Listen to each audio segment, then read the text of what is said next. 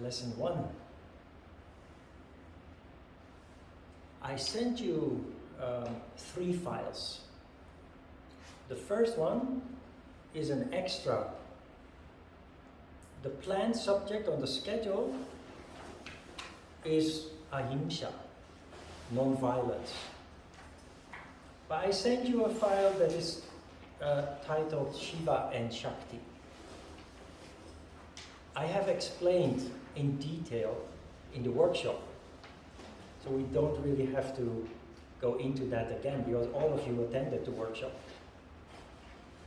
It's about energy, about Shiva and Shakti. It's about the underlying idea in yoga, which actually many people are not aware of, is that everything is energy in the first place. And you notice that, for example, when you feel an emotion. Technically, what is an emotion? It's an outburst of energy.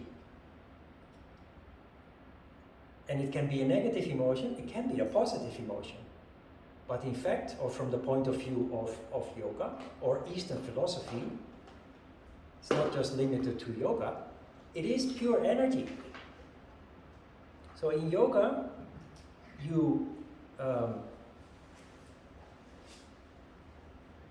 we live in a world where the fact that everything is energy is totally ignored, actually, neglected, I should almost say. In yoga, we go back to the basics, and it will be incredibly helpful to understand yourself better, but also to understand how to preserve health, because it's all about energy, but also how to preserve your mood, your attitude. So at the workshop, I explained that the meaning of yoga really is, in short, control. It's about control. But when we use the word control, people often misunderstand control for oppression. It's not oppression. On the contrary, oppression involves denying, ignoring, denying. That is exactly what we don't do. We stop denying or ignoring everything that happens in our daily lives on a subtle level. It's that what makes us sick. It's that what makes us unhappy. It's that what makes us suffer in our daily lives. But control means, while oppression means ignoring and even neglecting, control means acknowledging and then trying to shape it in a way that works for us. In a good way, in a positive way. So actually, although they sound like the same, they are opposites. So yoga is the science of the control of life, really. And it sounds boring, but it's very interesting. It's so interesting, people really don't realize it. Because it's about you. It's about me. It's the science of humankind. And it allows you to discover many aspects of yourself you never even knew were part of you.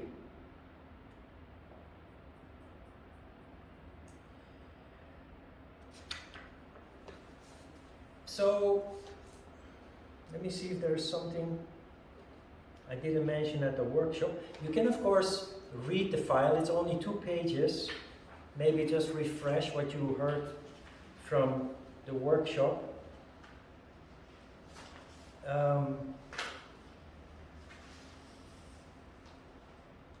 The very last paragraph may be important, I didn't mention. It said, considering the above, it seems that it's possible to influence your condition at will. And that's exactly the aspect of control.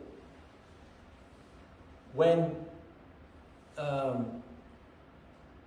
we feel very tamas, remember, tamas is when you're lazy, which automatically comes with a tendency to negative thought, if you're not aware of that, you simply drown in it, and it makes you depressed. As a result of the subjects that we discuss here, you start paying more and more attention, you become more and more conscious. And consciousness is something that also automatically comes with yoga practice. People awaken, literally, and truly so. It is not a fairy tale. So you become more conscious, you become more sensitive, and you start to be more aware of your condition.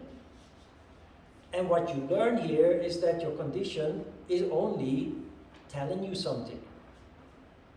It tells you something either about your current status, your condition, your health, but it also it tells you something about that you're tired, or that you're full of energy, or it tells you something that you have a conflict that is draining your energy, which can be at home, family members, it can be at work, or conflict with the neighbors because something is happening in the apartment where you live, or the essence of this is that when you feel something, normal people act in reactive ways, which often leads to a vicious cycle. What we try to achieve is that we stop acting in reactive ways, because we now learn that it only makes things worse. That's actually the next subject, Ahimsa, non-violence. It only makes things worse, because when you act, and then when somebody acts and you react upon that, you get this tit for tat situation where emotions will flare and things just spin out of control, get worse. What we learn is to control that impulse and instead observe, study the feeling that we have. Try to figure out why we feel that. Why we feel that emotion. And take control. And instead of reacting with an impulse, we react in a measured way by dousing the flame with water, or we choose to not react at all. That involves control of ego, which is something we will also widely discuss. Ego, it's a very misunderstood concept. We will talk about it in very practical ways many times, so that you get a firm grasp of what ego is and how it affects you. Everything is energy. Energy affects us, but if we start to see that, if we start becoming aware of that, we can choose to go along with it or not.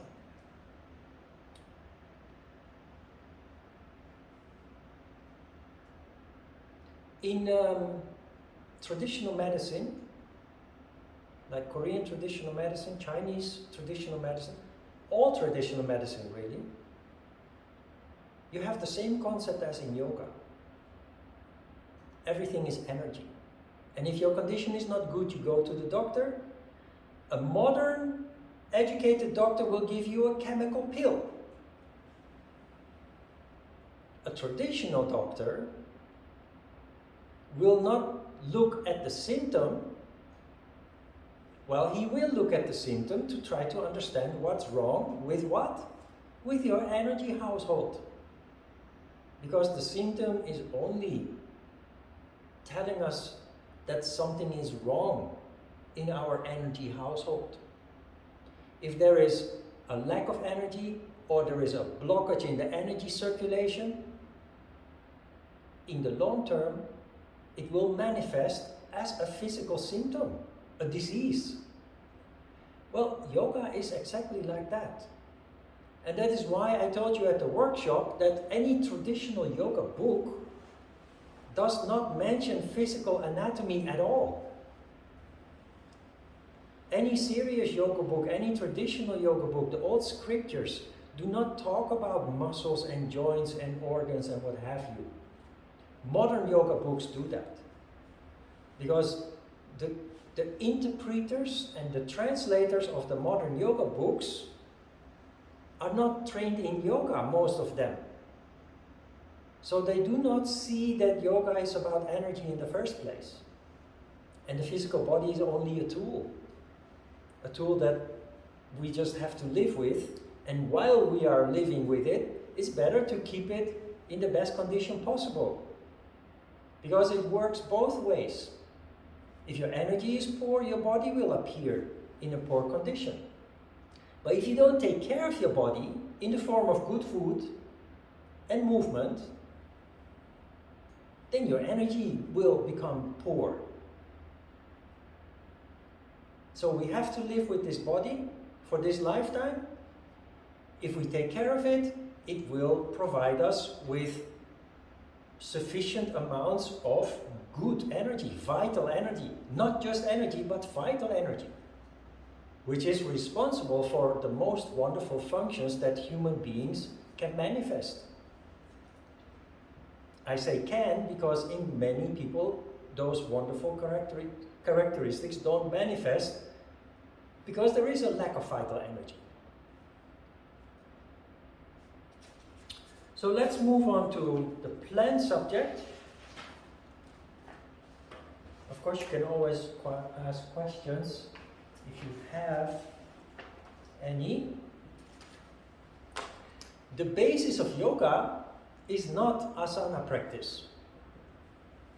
Yoga exists out of 8 limbs. So what most yoga classes do is physical exercise, right? Asana.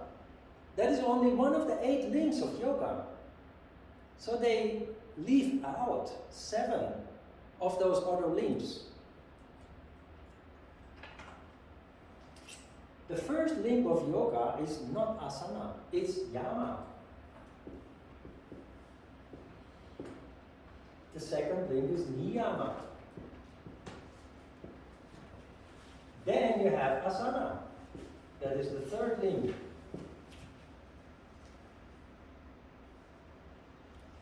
It's very systematic. And there is a reason why Yamaniyama comes before asana. There is a reason why asana comes before energy control. And there is a very clear reason why the 5th limb of yoga is pratyahara. Pratyahara is detachment, which, if discussed at all, it's one of the most neglected subjects in yoga, when yoga is taught as a form of education. Detachment is often taught in just 5 minutes time. Detach from your worldly possessions, the teacher will tell you. Because worldly possessions make you unhappy. And some teachers will say, give all your worldly possessions to me and I will let you go to heaven. Don't ever go there. But pratyahara is very important if you understand the systematic approach here. Yama and niyama make you aware of your subconscious functioning.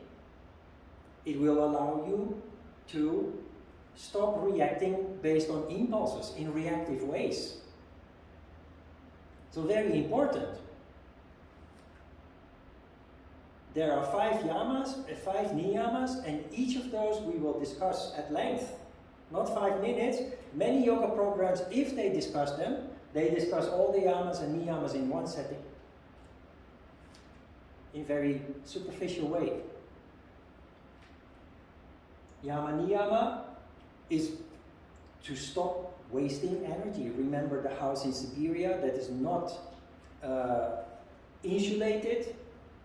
Here you go onto a mental level and you try to address the subconscious activity that causes many people to lose precious energy and therefore make them weak and get sick.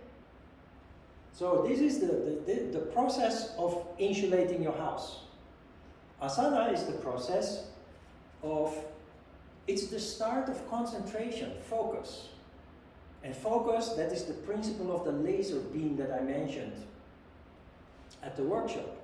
You start putting together scattered energy into a focused, concentrated form, which then allows it to be more effective. And it will show in the way that you manifest into the future. It will change your life, as it has changed the lives of many people before you. Pranayama is energy control that leads to more energy. So you started not with energy, you started with the insulation. And only after insulation you start generating more vital energy. Makes sense, right? If you start with vital energy first and you already waste it, that's of no use. Very logic and systematic. Pratyahara. Why is Pratyahara so important? Because the first 4 steps lead to more consciousness and it leads to more sensitivity. Now, what happens when you're more conscious and more sensitive than before? You become emotionally unstable. Emotion is energy. Emotion is not bad. But emotion can ruin people. You can see that with famous artists. A real artist is an artist because they have more energy than average people. That is what allows them to be creative, but also to be inspired. To be inspired to write texts about life, about their tragedies, to write music. Not everybody can do that. It's having more energy than the average person has. But the one thing that you see that many artists have in common is the tragedies in their life, the drama. Alcohol, drug abuse, dramatic, tragic relationships, which feed their creativity to create more music, songs, but very often they die prematurely, in their 30s often. You've seen the past years what happened with Britney Spears. A wonderful artist who people have taken advantage of. Not just people, her own family. She was emotionally unstable because she has more energy than other people. We are here working with energy. You will have more energy, and this is how you protect yourself. So pratyahara, detachment, is not about your worldly possessions. It's a tool that helps you deal with your increased consciousness and sensitivity. So we'll get to that. The last 3 steps are all related to meditation. That's dharana,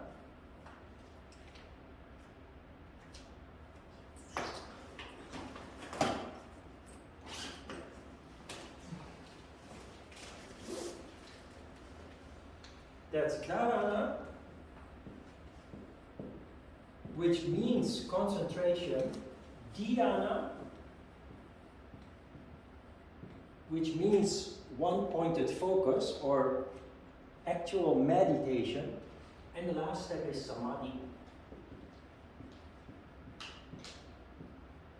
Samadhi is contemplation. No disturbances from thoughts anymore. We will come to this later.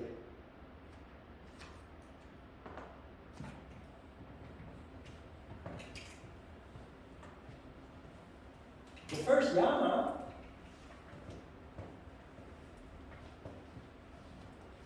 is ahimsa.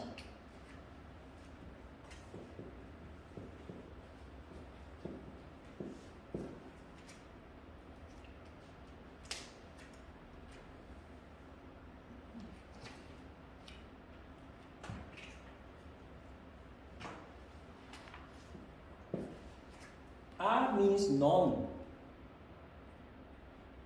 Himsa means violence. Ahimsa is non-violence. Who is famous for non-violence resistance? Gandhi. Martin Luther King, possibly?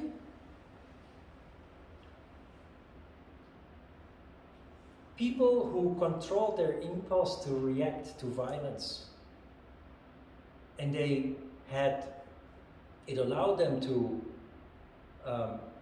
bring about huge change in India, in the United States. But there are many people whose names are not famous who apply this principle. And it's only possible if you control your impulses. Impulses that otherwise bring us in trouble, get us in trouble, in conflict. Ahimsa stands at the basis of everything else that you do in yoga. You apply ahimsa in the way that you do your asana. Because when you push too hard, or when the teacher pushes you too hard, because they want from you to do a perfect pose, they expect you to do a perfect pose, you hurt yourself, you cause a blockage in your energy circulation. That is why the pursuit of perfect poses, although you see that in most yoga classes, is a no-no. You understand this? It hurts. It causes you to not want to do it anymore if it doesn't feel good. And you hate your teacher for pushing you so far.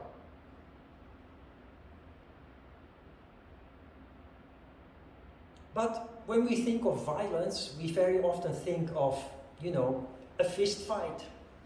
When somebody punches you in the face, that is violence.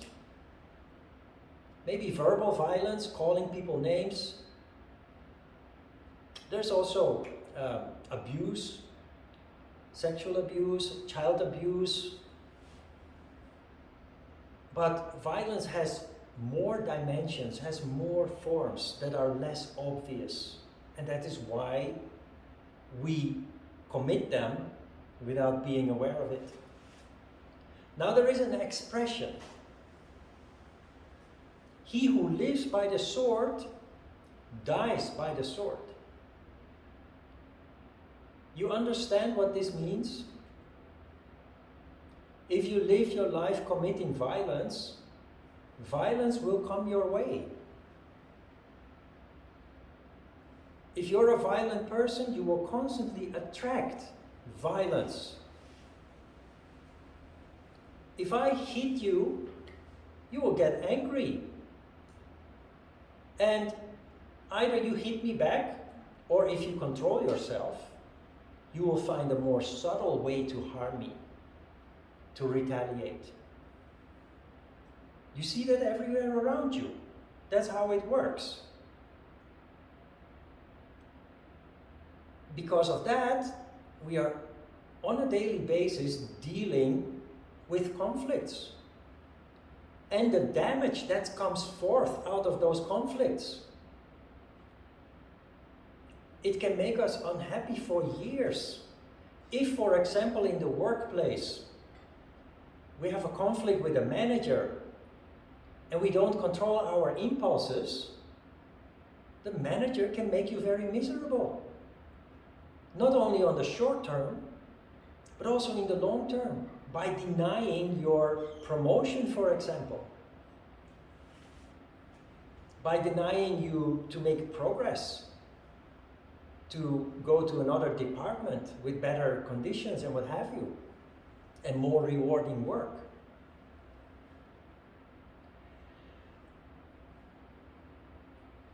Physical violence, I think, is obvious to everybody.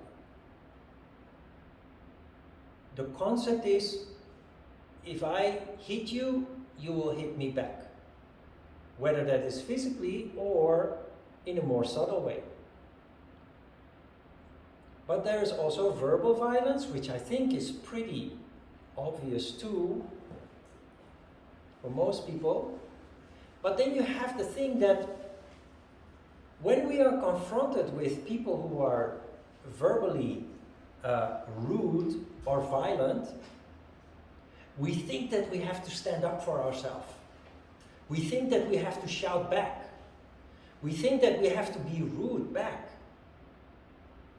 To try to win the argument, to try to push them into a corner, to make them stop. But violence begets violence. And it will never stop as long as you keep thinking that. But here you have ego coming into play. It is because of ego that we put our hands in our sides and we put our foot down and we say, what is this? You know, I will show you something. So control of ego in the long term is one of the major things that we need to do as yoga practitioners to deal with, especially with these kind of situations, with emotions. And there are many hidden ways of committing violence verbally by making mean remarks. You package them as innocent, but they are actually, under the surface, they're really stinging. Or by being cynical, sarcastic.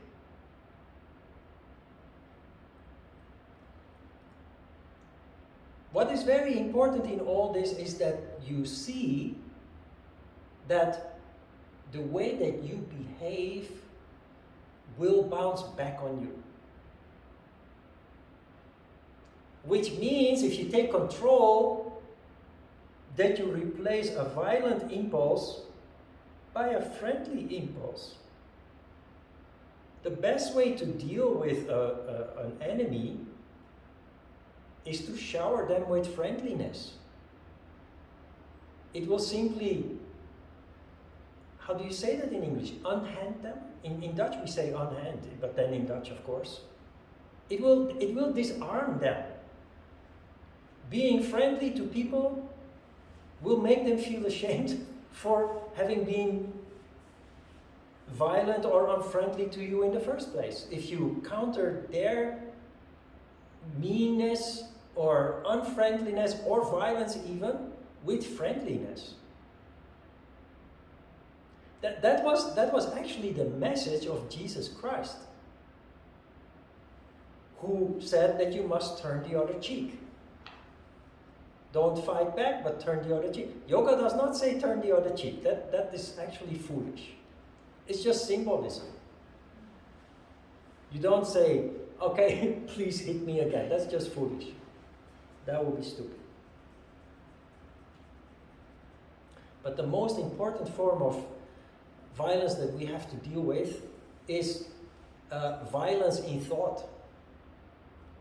Which, when you understand what it is, you see everywhere around you. Everywhere. Because we have a tendency to be very judgmental. We look at people, we look at situations, and we have an internal voice that is criticizing everything. And it is so common to do that we don't even realize that we're doing it. But this is the point. If you have a negative thought, if you have a violent thought, people feel that.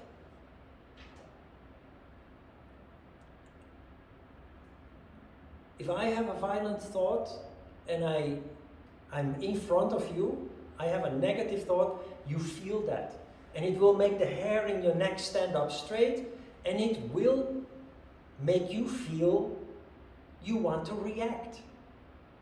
That nothing has been done physically, nothing has been spoken verbally, and yet the negative energy is hanging in the air.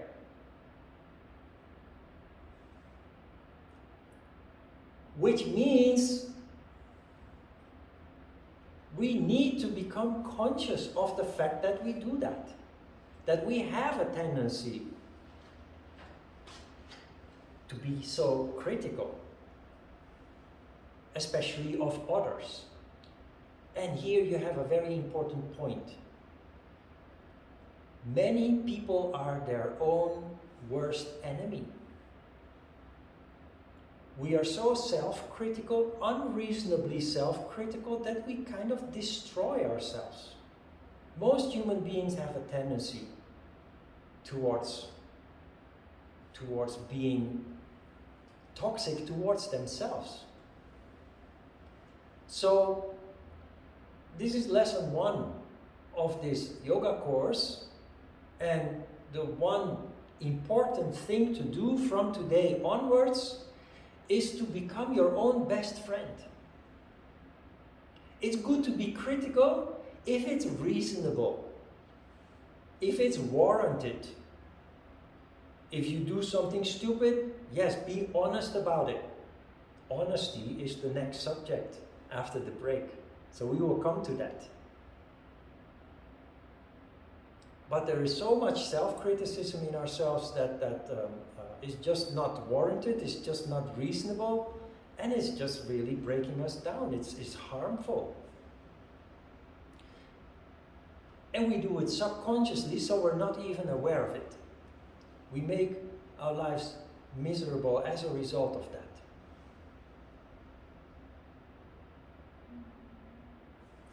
So, human beings function for a large part subconsciously. Now, if you have subconscious negative thoughts or violent thoughts, you will find that the environment will react in kind to you. And because we don't understand that, we say, why are people so mean to me? I haven't even done anything. But subconsciously, there was a negative vibration, people picked up on it, and they simply reacted in kind. Yes, Neda? Could that mean then that vibration that they picked up on, it had nothing to do with them, or person A and person B? If person A has this negative vibration and person B responded, the vibration might have nothing to do with person A and person B, but it might have something to do with like a vibration that person A thought about person C. Yes, good point. So First of all, try to replace, when you are aware of negative thoughts, try to replace them with positive thoughts. I make it a point with every interaction with people to always have a friendly interaction. You know, I have 2 dogs, so I go to the park 3 times a day. I meet a lot of people. And, you know, if you have dogs, people are interested. Other dog owners, or, you know, Pada and Babi, the names of my dogs, they are kind of special. One looks like a wolf, although a little bit smaller. The other one looks like a fox, and they are brother and sister. So people are attracted to that. I always say when we part, I always say, "Have a nice day. 좋은 하루 되세요." Always, I say it to everybody, and not only that. I go to the supermarket, and I observe, and many people don't even make eye contact with the person at the cash register. They put their things there, they pay, and they just walk away. And I feel sorry for the person at the cash register having to do that kind of work, like 9-10 hours a day with all these zombies. So I'm always friendly.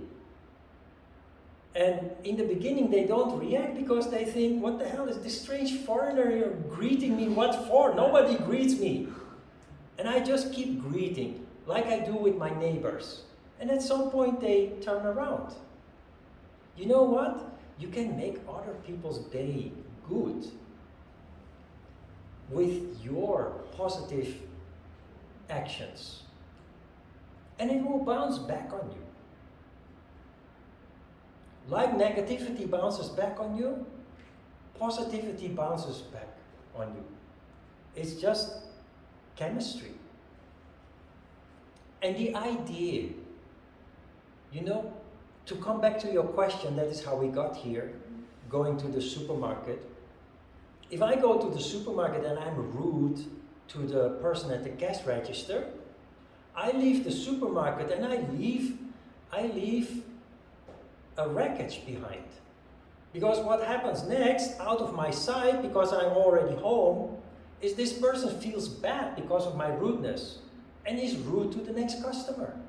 And the next customer has no idea where it comes from. So it just thinks, oh, all the people working at supermarkets are rude, are unfriendly. No, it's our responsibility. Because in the same vein, if I am nice, I say hello before I put my things there, and I say thank you, and I say have a nice day when I depart. The person at the cash register feels good, and out of my sight while I'm at home, they are nice to the next customer. So it's all about energy. It's all about, and we can plant the seeds, but this is the first class. I don't want to put that responsibility on you yet. But what I do want is that you understand how it works. A lot of the misery that we experience in life, daily life, the conflicts that we have to endure, we can avoid by changing our mind about it, by changing our attitude, by learning to control our impulsive reactions to people and situations.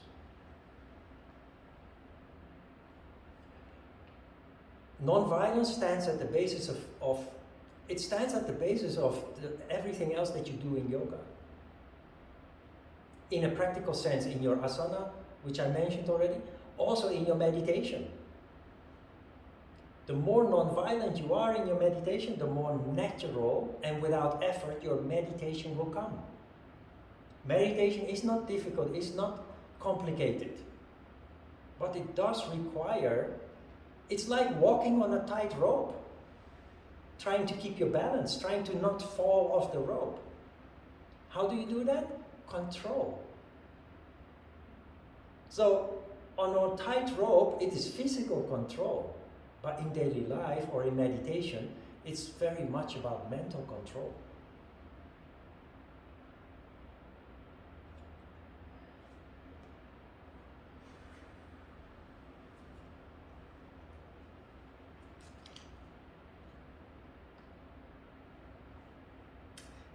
When confronted with violence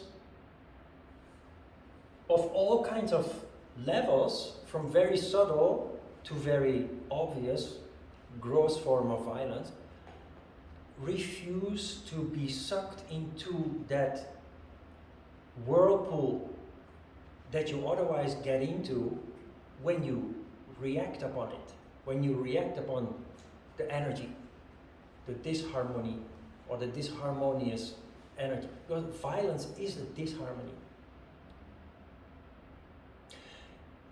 People who engage habitually in violence also very often die prematurely. You see this with criminals. Criminals often engage in habitual violence to get what they want. And they don't care that they hurt other people. They often don't live long. Either they get killed by other criminals or by somebody who defends themselves when being criminalized, when being robbed or mugged, or violence begets violence.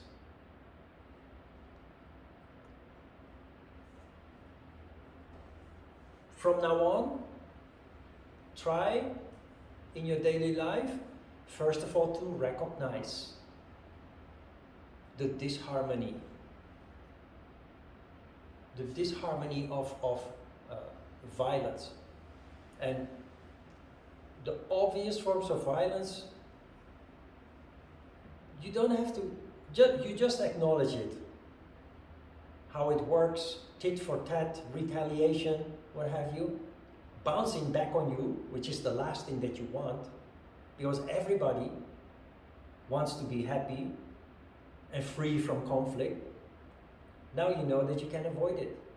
But especially attention to the subconscious thought processes that lead to undesirable situations, that lead to conflicts, that we do not understand that we actually caused it ourselves. Yeah? At the end of the course, the last 10 classes, from lesson 31 onward, we will very extensively discuss the subject of misery. Most importantly, how it occurs, and even more importantly, how to avoid it. So we're laying the foundation here. You know that in Buddhism, the generally accepted idea is that life is a valley of tears. Life is full of misery. All human beings have to suffer for a lifetime. But many people in Buddhist circles, they interpret that in a negative way, in a fatalistic way. They simply say, oh, well, life is full of misery, so I'll just have to accept it. That is very passive and fatalistic. Yoga says, no, pay attention and you can avoid it. And the origin of Buddhism, of course, also has the same idea. Be aware of it. That is why we meditate in yoga and in Buddhism. Because meditation leads to the insights, to the consciousness. It's too easy to say, oh, everything is misery, so I will just suffer my life. Which is what, not only in Buddhism, many religious people do that. Yoga says, no, you need a kick under your butt, go to work, do something about it, because you can. This is how it works. Now that you know how it works, roll up your sleeves and go to work, do something about it.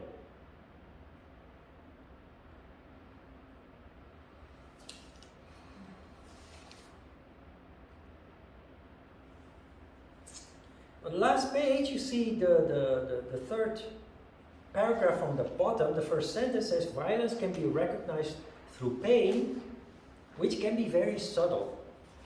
And this is important. We will come back to that in detail more in the Hatha Yoga Pratipika, which we start reading from lesson 13 onward.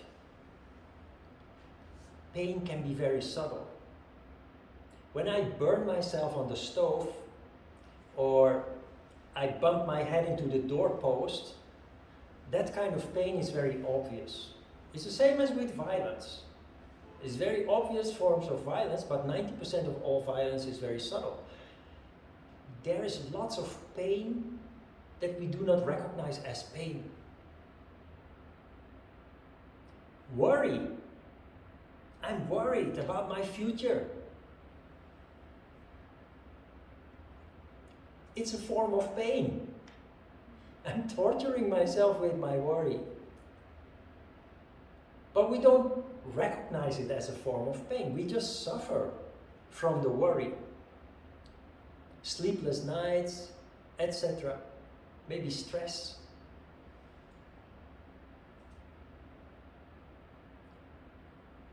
Because everything is energy. When energy becomes distorted, we feel that. When energy is disturbed, blocked, one form or another, there are subtle signals that tell us what's going on. But we are not equipped. No, we are equipped but not trained to recognize these forms of pain. You know, one of the biggest industry in the world is the pharmaceutical industry. Medicine, hospitals. The city doesn't have one hospital. There are multiple hospitals in each district. So many people need a doctor. Why? Why do so many people get sick? Because we don't recognize pain. Disease, like serious disease, like cancer, or diabetes, or heart problems, or lung problems, 20 years, 30 years before you actually have the disease, there are already signals, there are symptoms. Very subtle in the beginning. We don't recognize them. And sometimes we feel some discomfort, but we don't make the connection. So we ignore it, and we just go on living our lives. And this is how it works. The body will increase the intensity of the symptom. Little by little, over the years, the disease starts to manifest. Starting with very subtle symptoms that you don't recognize, to more obvious symptoms. And the last step, what is the last step in this process? It's death. But 90% of the process of suffering, we do not make the connection, we do not connect the dots. It is in the last 10% that we end up in the hospitals and we ask the doctor for help. The damage is too big, we need intervention. So that is what it means that pain can be very obvious, but it's often very subtle. We have to learn to pay attention. And very much so in human relationships. We call it red flags. In interactions with people, there are red flags, which we very often ignore. Until we find ourselves in a full-blown conflict. If we had paid attention to the subtle signals and the smaller red flags, we could have avoided the full-blown conflict, the full-blown situation.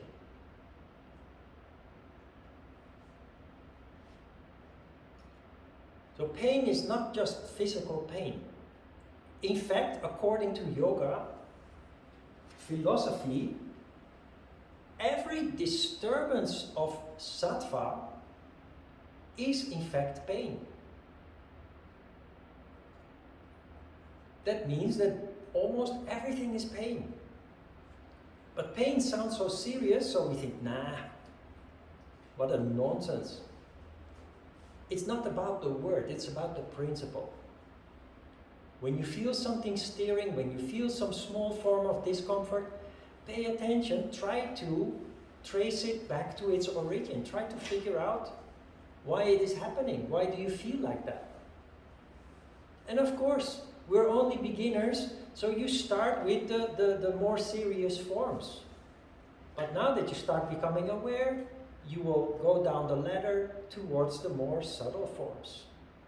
With time, practice makes perfect, so it's just a matter of starting to pay attention, and from there you will evolve and become more and more aware and more conscious of the subtler forms of disruptions. And very importantly, hurrying, being in a hurry. I noticed that all of you were in time this morning or this afternoon. People very often come late. And I noticed throughout the years, I've been teaching yoga for 25 years, almost 26 now. I noticed that people who come late always are the same people. It's a habit. Nada? Neda? Why are you a latecomer? I don't remember. Neda has been in our classes for years, so. Well, no, the thing is with, if you're late, it can happen. Because there is a problem with the public transport, or your bicycle has a flat tire, or you ended up in a traffic jam. Yeah, that can happen. But people who are habitually late, they are subject to a subconscious calculation that says, I can stay home a little longer, or I can stay in bed a little longer. No, I'll give you an example. I had my yoga studio in the River Tower next to the 63 building for 8 years. And then, because of circumstances, we moved 3 times within a year. No. But anyway, we moved from there, from River Tower to downtown, Gwanghwamun, and then from Gwanghwamun to Yangjae, and from Yangjae to Nonyeon-do.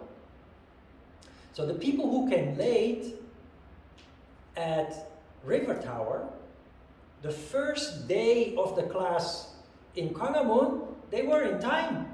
And they were surprised themselves. Why? Because they lived closer by to that studio. And their calculation was still based on Yoedo. Of course, the next time they came later. They came late. Because they adjusted their calculation. Now, this is just an observation. We are all just human. Live your life, but from now on consciously. I noticed long time ago that when I'm in a hurry, I'm stressed. And I don't like feeling stressed. Because when I practice yoga, I feel so nice and I feel so good. And so I want to feel like that the rest of the day too. So I always leave. If I have an appointment, I always arrive 15 to 30 minutes early. And it has several implications. One, I can enjoy my trip on the bus, on the subway, or driving. I can enjoy in peace my journey to go to the location where I have an appointment. No stress, no anger at other people, because when I'm late, I start blaming other people for me being late because they don't move to the side when I'm driving, or they're standing in the way on the bus stop, or so I can go there in peace. But another very important thing that many people underestimate, when I arrive too early, I have time to goof around a little bit. I go to the place where I meet the person, a restaurant or a building or an office, but the time that I have left before the meeting, I just walk around a little bit in the neighborhood or in the building, in the lobby, just familiarize myself with the situation. And it makes a world of difference when you then meet your appointment. So if you're habitually late, just live your life. It is human, but start being aware of how it affects you. And if you want to be happier and healthier and have less stress, then maybe you want to make an adjustment. It will come naturally. Also, when you have an appointment and you're late, it already creates the wrong foundation. You get off on the wrong foot often. Because the person that is waiting for you is now irritated. You were supposed to be here at the time. We made a, right? I don't feel good when people come late. And I'm pretty sure most people don't. So when you're late, you get kind of, especially if it's about an interview for a job or some kind of project or you can start off and you can basically miss out on a good opportunity just because of that. Anyway, haste is a form of violence. That is why we talk about this. It's a form of violence, and it's one of the things that we can eliminate relatively easy by just making some adjustment as a start of many other things to come. You had a question, Nada? Yes. Later? So Bye. when you were mentioning about pain, and Yeah. like the next time we have pain, try to trace it back to its origin. So if we trace it back to its origin and notice where the origin is, then will it, if it's like energy, then will it like automatically just disappear, or That depends on how you handle. When you're aware of a disruption, physically or mentally, emotionally, just being aware alone is not enough. How do you then handle that information or that awareness? You have to take action or avoid taking action often. We will talk about this at length. In the kleshas. Yeah, in the clash, the philosophy of the kleshas, and you know, we're going to talk about the chakras also, which all are related to how we act and react. Okay. Often, especially Manipura chakra. So we will get to that. Thank you. Yeah. Yes, Amy? Is it fair to equate harmony or a harmonious state with happiness? Are those on a sort of, so I guess I'm trying to picture what harmony feels like. Harmony. So Harmony. and happiness, if they're sort of on the same thing. Harmony is the foundation for happiness. Absolutely. Harmony is a sense of well-being that you have experienced occasionally in life.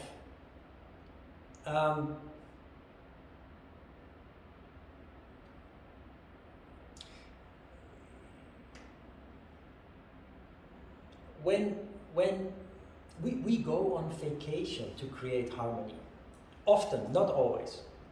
Some people go on a vacation and they have a very busy schedule to visit all the tourist sites and what have you.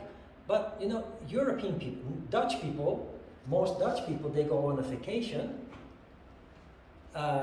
because the weather in the Netherlands is really uneventful, so to speak. It sucks.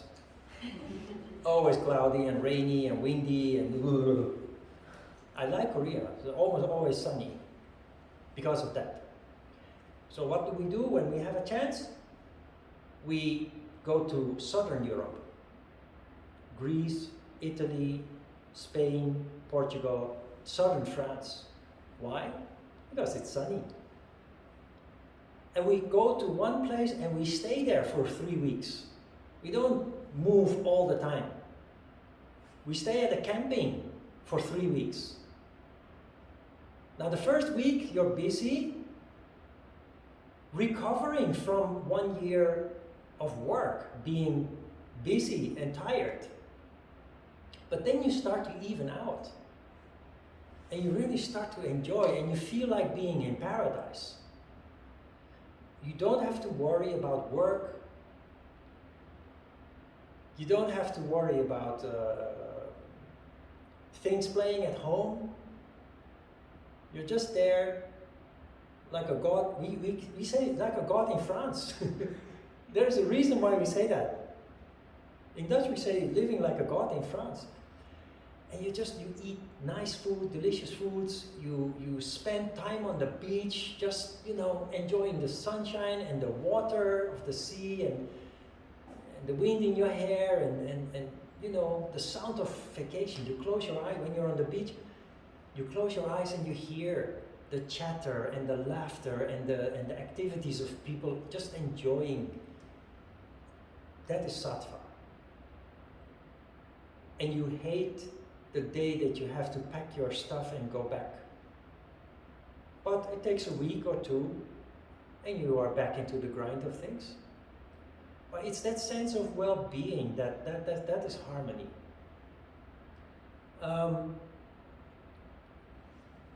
Even in a big city like Seoul, you have your moments of harmony. But it's always circumstantial. When you get your favorite food, and you just make some time for the moment to just enjoy your favorite food. That is why super delicious foods are super expensive.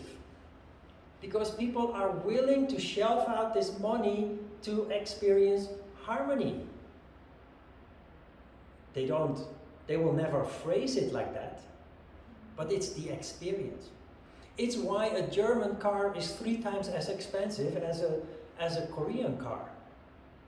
Because they are built with so much attention to detail that people who can drive a BMW or a Mercedes-Benz, every time they get into their car, they experience that sense of well-being. But it's very expensive. What we do with yoga, you don't depend on circumstances. You take the bull by the horns, you take control, and all you need is a yoga mat and a cushion. And of course, and this is the thing, you need to have the discipline to practice. But when you practice, you feel that nice feeling, that is harmony. And you notice when your practice is done, and you go about the rest of your day, you slowly lose that nice feeling. And when you recognize this, your discipline to practice more regularly will come very naturally. Why? Because you want to get back that feeling again that you had yesterday. That is harmony. Harmony is a very real thing and everybody wants it. And many people are spending a lot of money to obtain it. Because we don't understand really how it works. We think luxury will help us. We think vacations will help. Of course, but it's temporary, it's not structural. All the superficial ways of obtaining harmony, they can damage our health. Like alcohol. There are also drugs that can lead to a temporary sense of harmony, but they are harmful. But it's easy to take a drink or some substance. And if you're rich, of course, you can buy a BMW, you can buy a big house with high ceilings and lots of space and a nice garden. So if you can, for God's sake, please do and enjoy. But don't forget about your yoga. Because when you indulge in those pleasures, it leads to harmony at first, but then it starts deteriorating your health. That is why in very wealthy countries, one of the big health problems is obesity.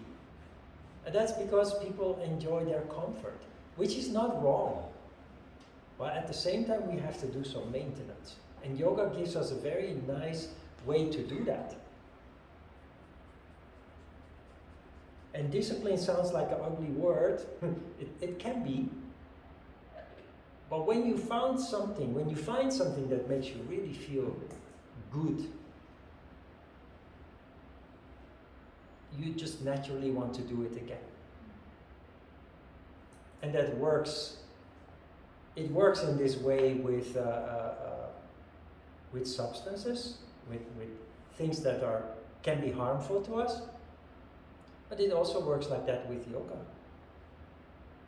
If you drink a glass of whiskey or a beer, and you have that momentary sense of elation or euphoria, you have another one, and tomorrow you want to have another one again.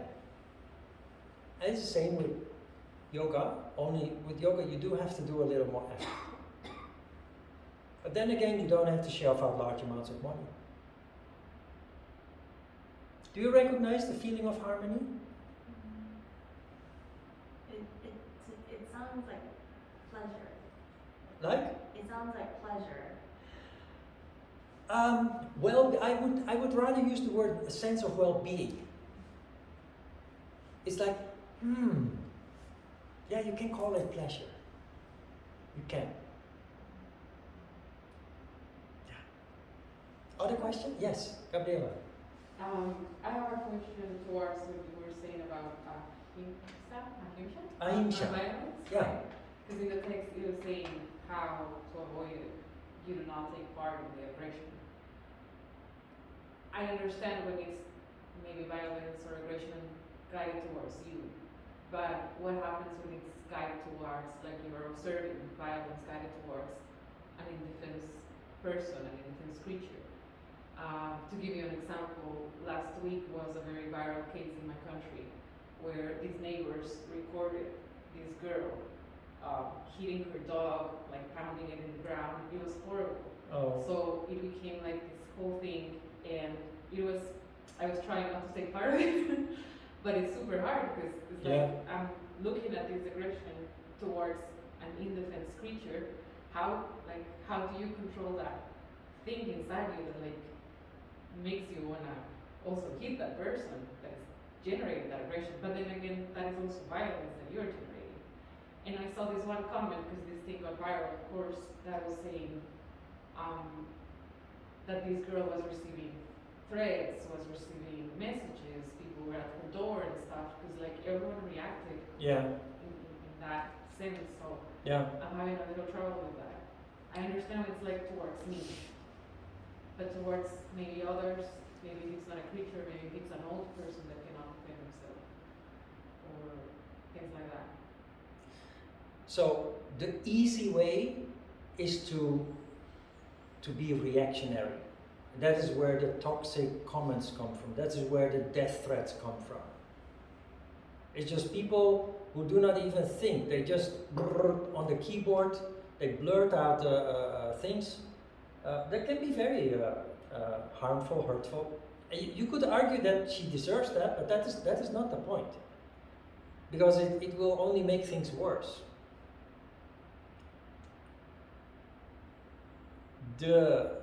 A better way to handle it is to do something in a constructive way.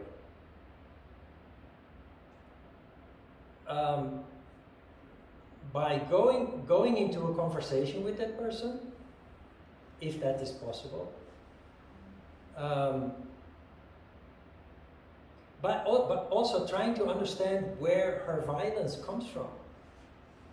That doesn't justify that she's harming this innocent creature. But you know, compassion goes a long way.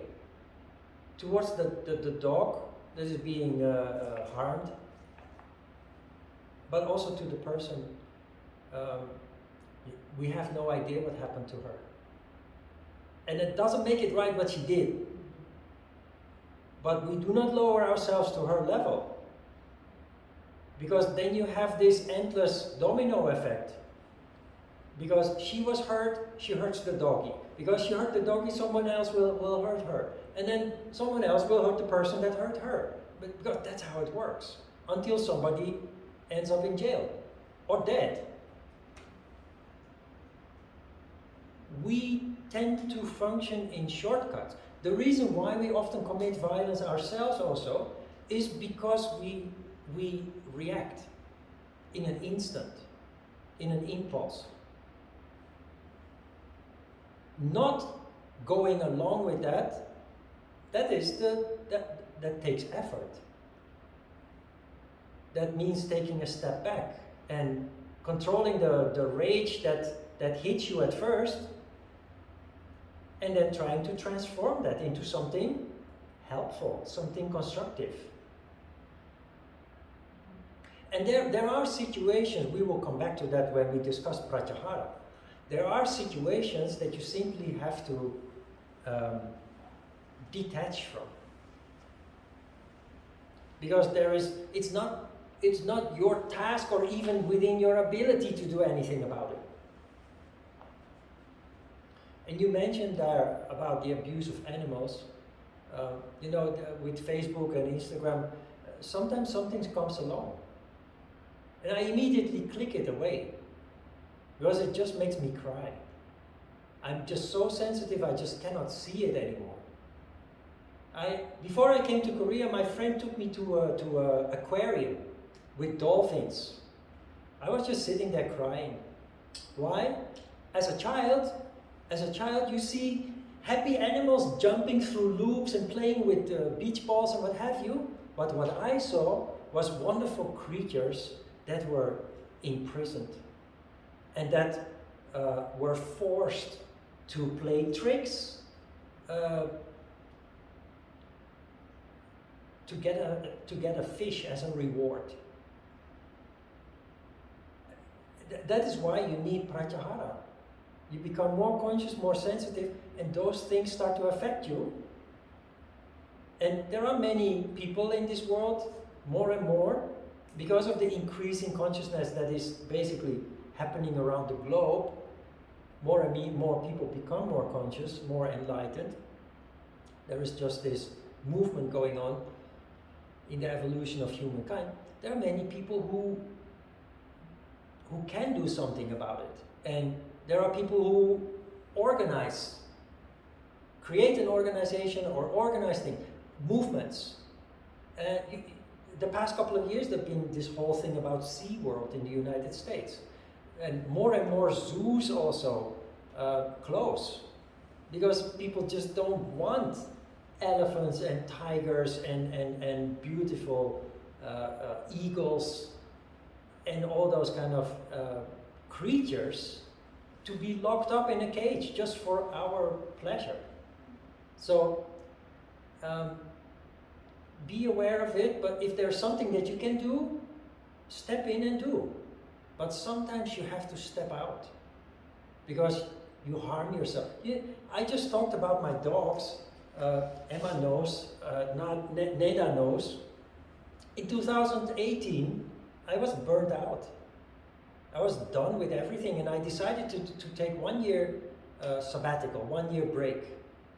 And I thought I was going to take a rest, but the moment I decided to take a break, there was a dog in the park that everybody knew about that dog's existence, and some people would come and give him some food or snacks, but nobody actually did something to rescue him or to, make his life better. But the first time I saw him, and I had a dog before that died 6 months before that, and I vowed never to have a dog anymore. But my heart opened up, and I went to the park 2 times a day with this red backpack with fresh water, snacks and dry food and canned food. And I tried to befriend him so that one day I could put a harness on and take him home. But he took all the food and he enjoyed my company, but he never allowed me to touch him or anybody else. But my heart opened up and the feeling was so strong that I couldn't ignore it. And that is when you know that's destiny. I had vowed never to have a dog, but the universe thinks differently. It's my task in this life. And the way that it unfolded is just amazing. After 3 months, he started crossing the road, very busy road. And it became dangerous, so I became a little bit desperate. So I borrowed a cage, a trap, put all kinds of delicious foods in the cage, and stopped feeding him so that he would get hungry and get into the cage. After 3 days, he went into the cage, and I brought him home. After 5 days, he escaped again. I was going to take a rest. He escaped again, and then after another 5 days, somebody gave him a snack. And while giving him a snack, she snapped his neck and she didn't let go. He bit her, but she didn't let go. And ever since then, he's been with me. The story of these dogs is that they were born in the park. There was a mom who escaped from a dog farm in Gyeonggi-do, who ended up in the World Cup Park and gave birth to 4 puppies. in January 2018. In May, 5 months they lived in the wild. They were all rounded up and put into a shelter. 2 of them were adopted very quickly. The mom, unfortunately, was euthanized because she was too wild. So there were 2 left, Pada and Babi. Pada was then adopted in November to a young couple close to Seoul Daeipgu, Seoul National University. But this is what happened. Pada and Babi had been together for a year after they were born. If a puppy is 2 months old and you separate it from their mom, it's okay. But they are border collie mix. They are border collie mixes. So they're very smart, intelligent, and sensitive. When Pada was taken away from Babi, Babi became depressed, stopped eating, and very uncooperative with the staff of the shelter. Pada, 4 days after he was adopted, ran away. Now if you look at the map, this is his new home. This is the park where I found him, and this is the shelter. He was on his way back to Babi. You see where this is going? He hung around in the park because from Seoul Daeipgu, from Seoul National University to Yoido, there is no green, there is no forest, there's only streets, concrete, cars, dangerous. So the moment he arrived in the park, he kind of felt safe, and people started feeding him. So he hung around there. There's a dog community also. Every day he played with other dogs. But when I took him home, he was very restless. I had to make very long walks with him to keep him. But he was always walking like he was hunting, like he was on his way to somewhere. So when he finally settled down a little bit, after 3 months, I contacted the shelter. Because of the internet, you can find out. We found out about his history, and so I contacted the shelter, and I said, do you have any photos of his mom and the other puppies? Because I want to, now that he's settled down, I'm settled down, I'm just becoming curious. You know what they did? They sent me like 50 photos and 15 videos of only one of those, Babi, his sister. And I said, what about his mom and the other doggies? And they just resolutely said, no, we have no photos or videos. They had, but they didn't send them. No, we don't have. So I said, so this is his sister. And what? So, and she's still in the shelter. So can I see her? Yeah. Can you come next week? So I said, how about tomorrow? So I went there and I visited, and she was so emaciated. They had given up on her, and they were just waiting for her to die. Because they have a non-euthanasia policy, because it's from Seoul city government.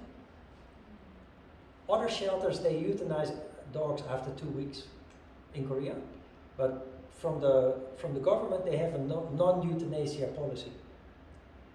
So she was just depressed, uncooperative, and impossible to handle. So to handle her, because she needs to have her nail clipped, she needs to have an injection, she needs to be washed now and then, they would just drive her into a corner and violently grab her, put a muzzle on her, and do whatever they wanted to do with her. And it just got worse and worse.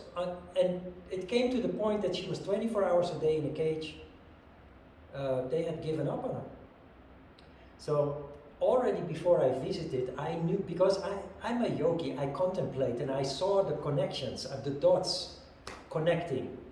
And I just knew that Pada ran away because he missed Babi, and I knew that Babi was miserable and dying because she missed Pada.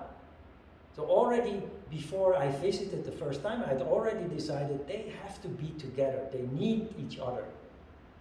So I wanted to take her, but they said, no, you have to visit more often and you have to receive education, kyuyuk padaya dewo.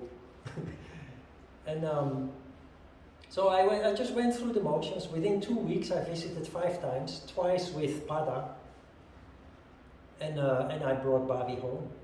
So what I'm trying to tell here, what was this about? About, Take a break. huh? You were going to take a break and then the universe throws the dogs at you. We talked about this issue, about when you see something in the news,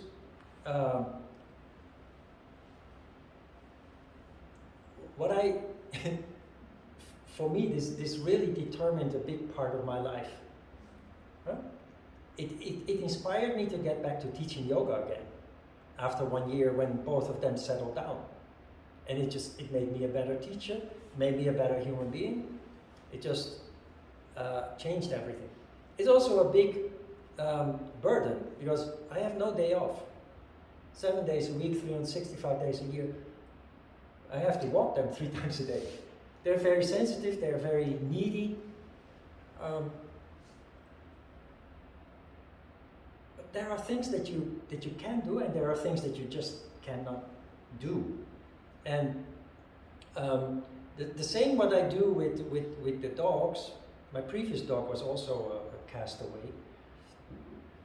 I do with human beings too. I have, in the past couple of years, I've intensely counseled a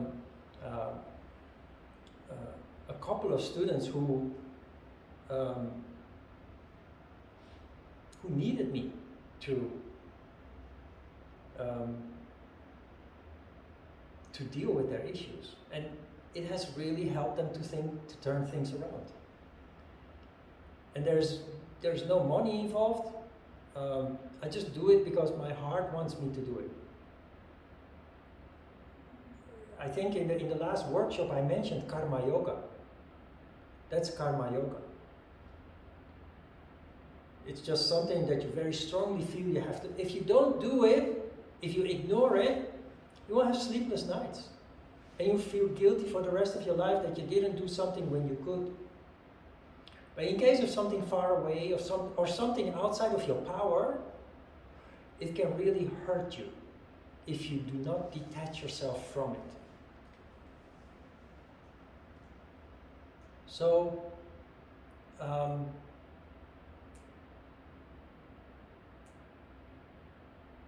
sometimes, yeah, this is about karma. It's something that we discuss later on. Sometimes when something really upsets us and frustrates us because we want to do something and we realize that we actually can't, we just have to trust that there are other powers at work that will deal with the situation. Because that person that engaged in that violence, that abuse, we talked about this. About the issue of violence begets violence. He who lives by the sword dies by it. This person will have a lot of misery. And the fact that you are aware of all that and really want to do something, that just tells something about your beautiful heart. And you have to protect that also sometimes. And when you can do something, then you do something. And the story about Pada and Bobby is,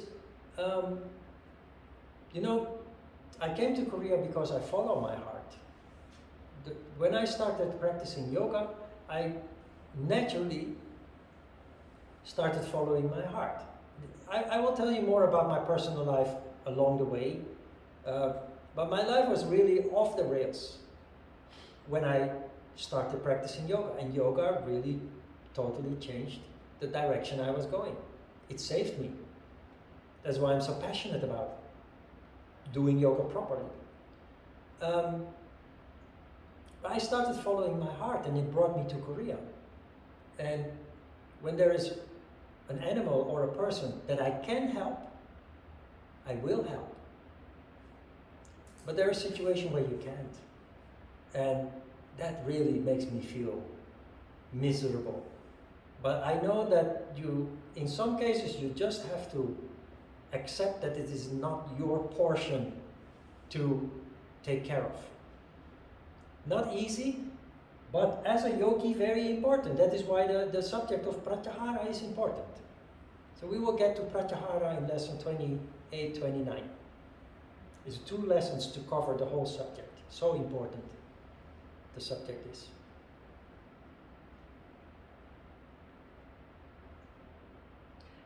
And also, try to be aware of this thing that people, it's a very common problem these days.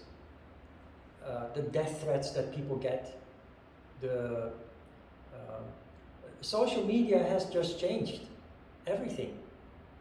Many good things come out of it. But one of the bad things is the fake news that is persistently being spread, and the easy way that people can threaten without repercussions. Because if I say straight into your face that you deserve to die and the most horrible things, I run the risk that you're going to kill me instead, as a matter of speech. Huh? But when I sit at home on my mobile phone or on the computer, I can just blurt out things, often in anonymity, without any repercussions, and that is really a disease. That's really bad. I hope that the big companies will find a way to deal with that it doesn't happen anymore. But that's one of the flaws, I guess, of the social media. Just be aware of that, and just please do not engage in any of that. Try to be a little bit more constructive, or do not react at all. I have stopped reacting to any social media posts. You know why? You just say something reasonable to some issue that you come across, and you're being attacked. And that just makes my heart shrink, and I thought, you know what? Forget it. I'm not going to expose myself to that. The vitriol, the toxicity you get thrown at you, it's just shocking, actually. So I just totally stay away from that. The Patanjali says the misery that has not come can and must be avoided. And that's this. Anyway, I talk too much. Let's have a short break. Then we will continue with asana. 5 minutes, go to the restroom, take a little break.